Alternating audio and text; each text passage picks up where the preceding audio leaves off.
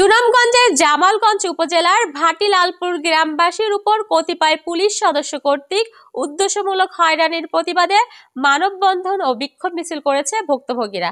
আজ সোমবার দুপুরে সব স্তরের এলাকাবাসীর আয়োজনে এই মানববন্ধন ও বিক্ষোভ মিছিল কর্মসূচি পালিত হয়।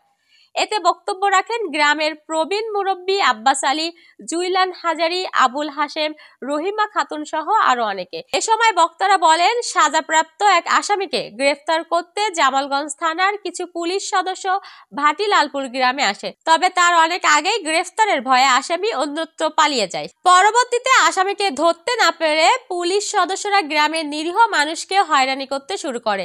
নিরপরাধ দুজনকে ধরে নিয়ে যায়। আমরা পুরো গ্রামের নারী পুরুষ এখন পুলিশের গ্রেফতারের আতঙ্কে আছি। আমরা তীব্র নিন্দা ও প্রতিবাদ জানাই। আমরা চাই নিরপরাধ কেউ যাতে বিনা কারণে হয়রানির শিকার না হয়। সেই সাথে কতিপয় পুলিশ সদস্যের হয়রানির হাত থেকে বাঁচতে প্রশাসনের হস্তক্ষেপ কামনা করে তারা। সুনামগঞ্জের স্টাফ রিপোর্টার আখতারুজ্জামানের পাঠানো প্রতিবেদনে বিস্তারিত দেখুন।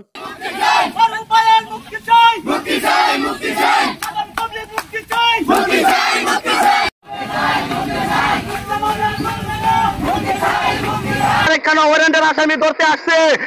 আজকে আমাদের এই নির্যাতন করতেছে কেন? আমাদের এই নির্যাতন করতেছে আমাদের একজন হাজি সাহেব মানুষ কেন আজকে জেলের ভিতরে থাকবো? জামালগঞ্জ থানার ওসি কাছে বলি কেন আমাদের এই মিথ্যা মামলা দিয়ে আমাদের এলাকার হাজি সাহেব কেন ধরেছে? তার মুক্তি চাই, মুক্তি চাই।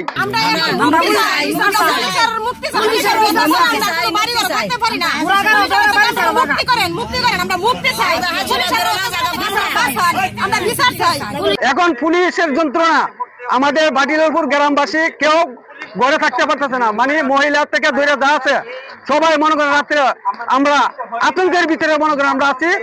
এদের থেকে আমরা মুক্তি